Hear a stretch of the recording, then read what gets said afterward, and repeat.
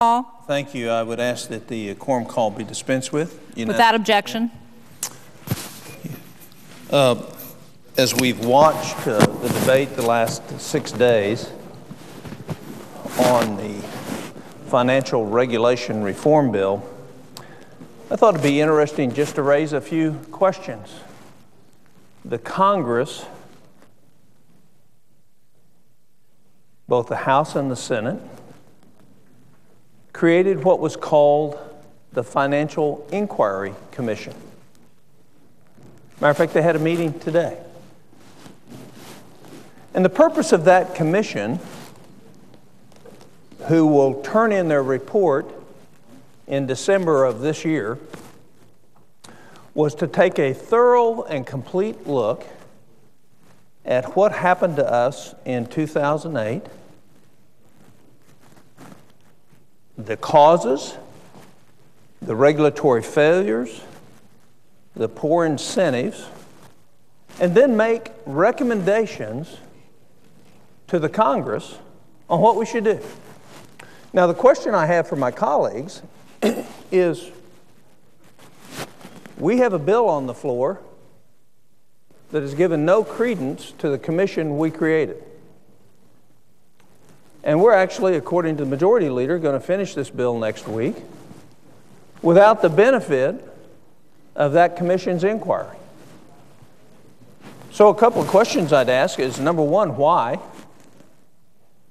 Why are we doing that? And number two, and by the way, the people on that commission are learned people with great exposure and great experience in the areas of which we're discussing. And then the second question I'd ask is, why are we allowing the commission to continue spending money if we're not going to pay any attention to them? Why don't we just end the commission? Since we're obviously decided what they're going to have to give to us isn't of value as we make the decision about what we need to change. But that's what we had the commission for. So I find it peculiar that in our rush to blame somebody, or a rush to take the focus off of where it really belongs, and by the way, that's right here in the U.S. Congress, because 90% of what went wrong was our fault, that's where it lies. In our rush to shield and reflect that away from us,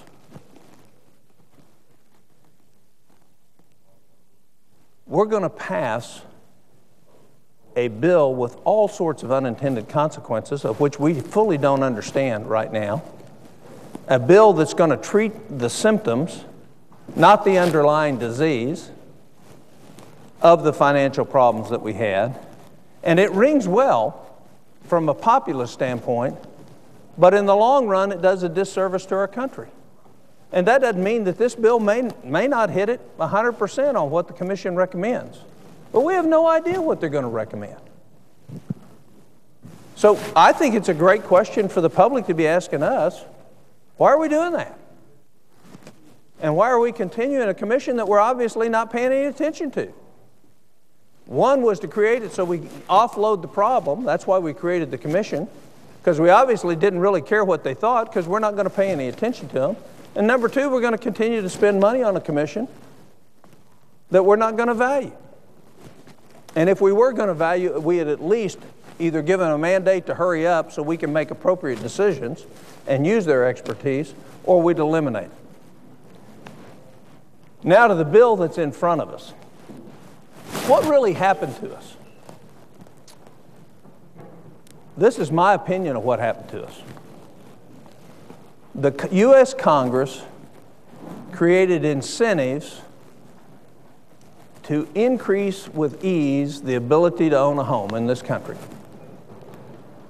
And then we created incentives through Fannie Mae and Freddie Mac to do that even greater.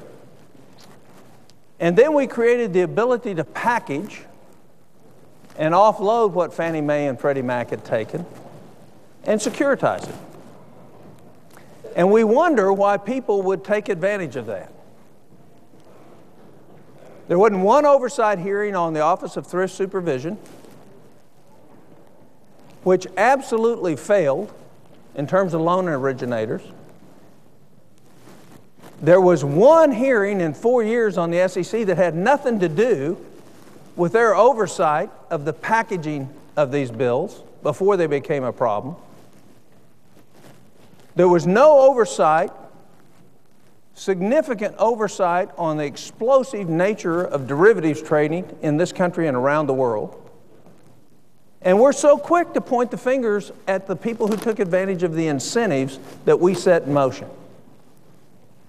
And so now what do we have? We have $6 or $8 trillion worth of exposure for the U.S. taxpayer in terms of guaranteed mortgages by the federal government through Fannie Mae, Freddie Mac, and FHA. And we're hustling along so that none of that ends up getting focused on us. And we got a bill on the floor that doesn't address the core problem of what went wrong. And here's the core problem of what went wrong. There were no mortgage origination standards that were enforced by the federal government as they took American taxpayers to guarantee what was going to be an asset. And what did we find at the Permanent Subcommittee of Investigations? That in the last year before this, one company alone that originated a vast majority of the loans in California, Long Beach Mortgage, 90% of the mortgages were based on fraudulent data. OTS knew it and didn't do anything about it. Why didn't they not do it? Because they got 16% of their revenue from Washington Mutual Savings and Loan, who owned Long Beach Mortgage. So we set up all these systems, we incentivized this system, and now that it blew up in our face because we didn't look at it, we didn't oversight it, we didn't do our fiduciary responsibility, we want to be quick and get rid of that blame from us by pointing the finger somewhere else. We have minimal leverage requirements in this bill. If you're going to create an incentive for people to act bad, at least you ought to put a block somewhere else that will limit the exposure of financial institutions based on capital ratios. We haven't done that. We haven't accomplished that in this bill. That's something that has to be there to keep us. We had companies going 40 and 50 times their net worth leverage out there. And yet we're not addressing that issue to a significant extent, one small portion of the bill. And then we're going to take a consumer protection, which we created the problems for, and create a massive government bureaucracy that's going to filter all the way down to every small business in this country and isolate that power within one individual that's not accountable to the Congress and not accountable to the President. We're going to say, you fix it. And we're going to, an unlimited funding stream that's going to be totally out of control, that's going to impede and impact the freedom of Americans' ability to make a living in the name of consumer protection. If you think I'm giving a speech to protect the banks, you're wrong. I like them about as much as I like insurance companies. But we have to think about what we're doing. And we ought to be about fixing the real disease. And that real disease is us. Us not doing oversight. Us not being responsible for the legislation that we create and set up incentives and then yawn as it goes by and goes awry and point our fingers somewhere else. There's no question we need to change the regulatory structure in this country. But there's something we need to change more than the regulatory structure. And that's the demand on the Congress to start doing its job in terms of oversight.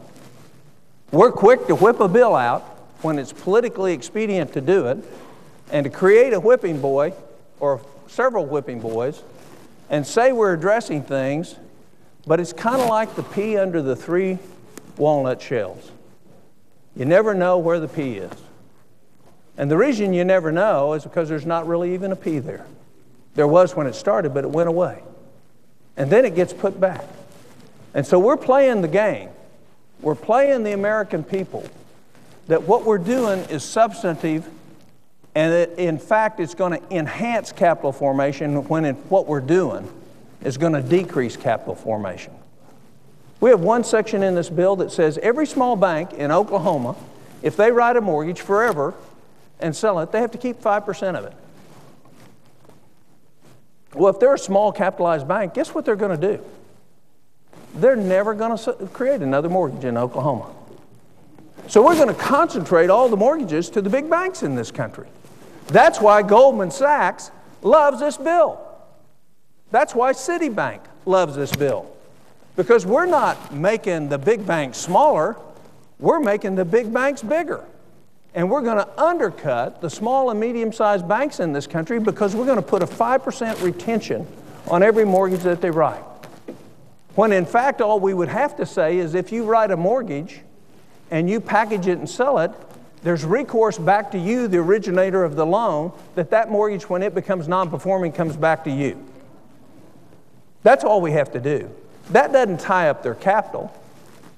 That doesn't limit their incentive to create housing in our own regional markets that's made available with capital in those regional markets. No, we're going to make the big boys bigger. You know, all the regulation that's in this bill, none of the big banks will ever have a problem with. They already have thousands and thousands of staff to handle government regulation. They won't add a person. But every small community bank in this country, every small financial institution in this country is going to drown in the requirements of this bill.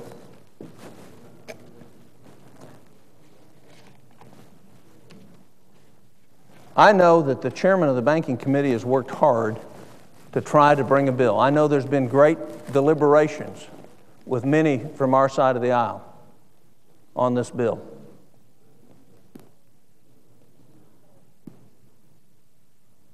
But I think we've thrown common sense out the window.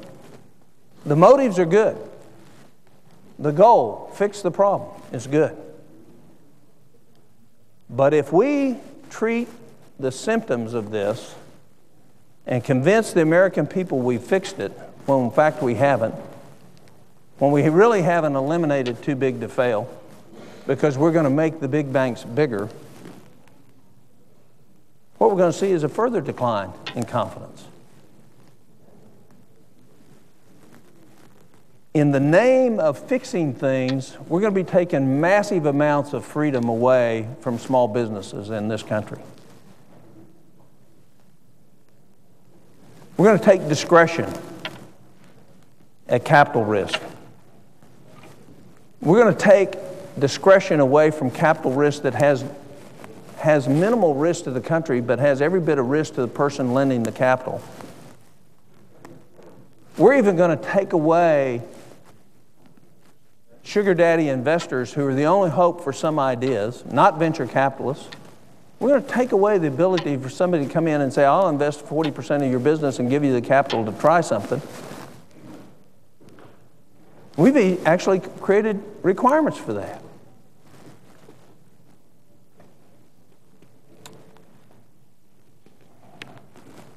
As we look at what we're about to do, the American people ought to ask three questions, three very important questions. Does it really fix the problem? One. Number two, does it grow the government and require increased spending? Two. And number three, is there anything to make you think, since we were regulating all these industries already, that the Congress might oversight the next set of regulations that we put out there to fix this problem? And I think the answer to that, all three of those questions, is no. And I'm in a minority, I understand that. And I said previously, I think that we ought to change the regulations in this country. But I think we also ought to eliminate too big to fail by making those that are too big become so small that they won't make a difference if they do fail. And we ought to create the market circumstances that would force that to happen. But this bill doesn't do that. This bill won't do that.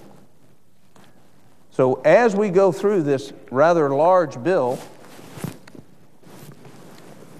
that I think has had 3 or 4 accepted amendments thus far, that is 1,409 pages long, one of the other questions we ought to be asking is how many members have read the entire bill?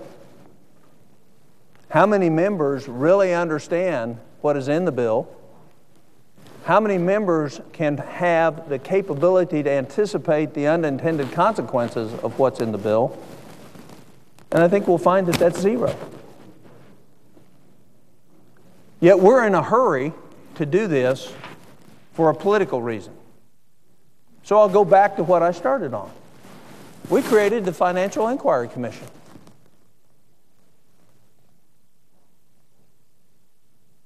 What are we going to do with it? What are we going to do with the report? What happens if they come out in December and said everything we did was wrong? Why did we create it? I'd love to read back some of the speeches that were given on this floor about why we were creating it. Because we had to know what went wrong. And now we have a commission that's been charged to tell us what's going on, but we're going to ignore them.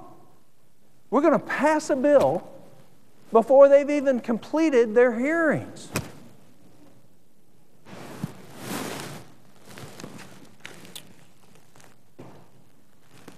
I think there's no wonder why the country has a low level of confidence in our deliberations. Because they don't make sense to the average American. They understand the political spin. They understand pinning the tail on the donkey. They understand placing blame so you can deflect it from yourself. They get all that. They see it. They see right through it. But we're creatures of habit.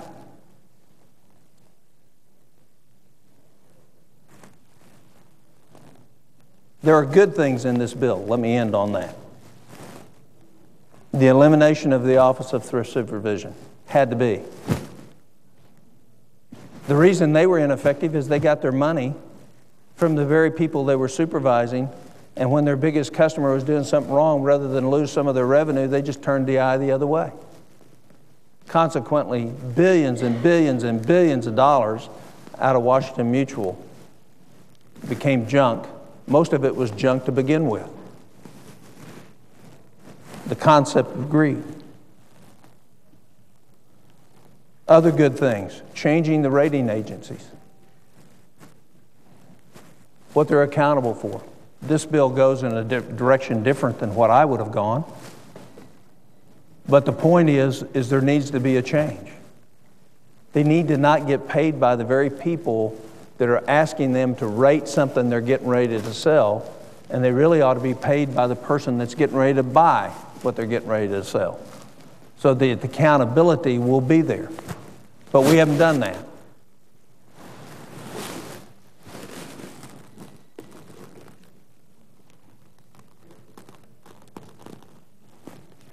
We recovered and are recovering from this financial fiasco because of the resilience of American people. The price is enormous with having 14 million people unemployed. That's a tremendous price to pay. The loss in terms of dignity, the loss in terms of the ability to provide for your family, the loss of losing a skill set that you had and no longer can find a job to do it. Tremendous price that has been paid. But the American people are resilient. What they don't want to tolerate, however, is a Congress that fails to recognize and continues to repeat the mistakes of the past. And so we can say, well, we've been working on this for 6 months. We have. There's been negotiations going on for a long time on this. My question is, do we really have the answers? Do we know what the answers are?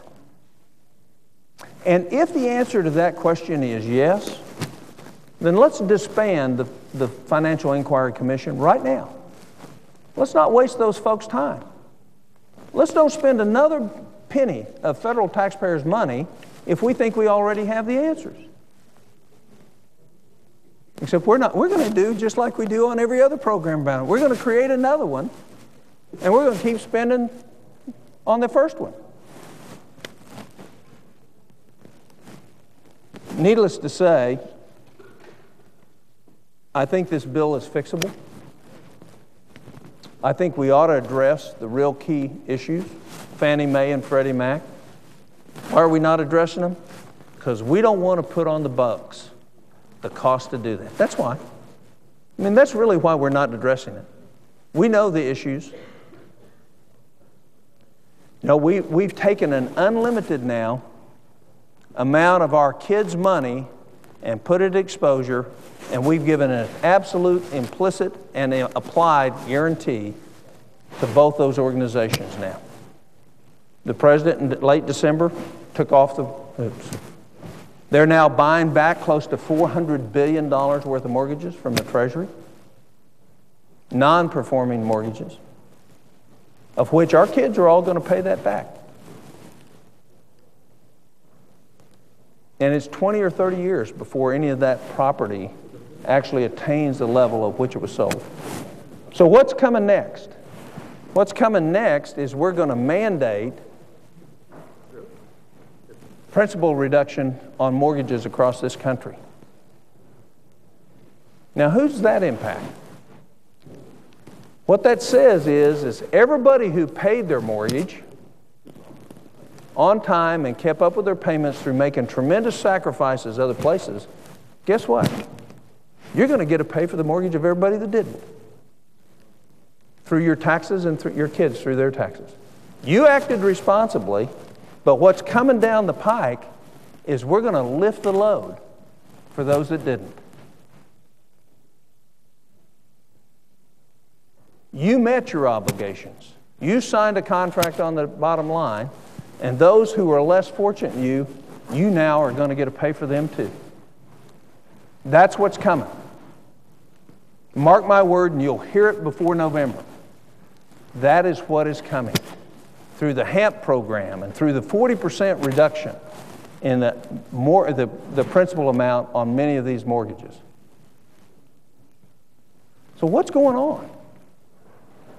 We're rushing a financial reform bill that doesn't attack the three major underlying diseases of the financial system. And then right after we pass that, we're going to force principal reductions on hundreds of thousands, if not millions of mortgages, of which you, the taxpayer, are going to pick up the bill. That's what's coming. We're going to hear that it's not. That's what's coming. So watch what we do carefully. Watch how we spend things. Watch how we create demons when in fact we're the source of the problem. Watch how we point our fingers at others who we incentivized to take advantage of systems we created and say, oh no, we're not culpable at all. Oh, it wasn't us. We did all the oversight hearings. We changed it. When we saw the writing on the wall, we didn't do any of that. The Congress created this mess. And we're going to continue to act in the same way that's going to create more. Because we're going to create a whole new set of regulations, and then we're not going to have the oversight hearings as, are you doing them? What's that? Where's the metrics? How do we measure whether you're doing it? Are you, Mr. Bureaucrat, doing what the Congress directed? Matter of fact, we don't even put the regulations in there. We let somebody else write the regulations. We're so knowledgeable that we're getting ready to fix this problem, and besides the fact that the Financial Inquiry Commission hadn't said anything to us yet about what the causes are and potential solutions, but we're not even going to write the regulations, just like we did in the health care bill. 1,690 times the Department of HHS is going to write regulations on the health care industry in this country. Same thing is going to happen in this bill. Like I say, I hope we can fix the bill, because I think we need to make major change. And there are some good things in this bill.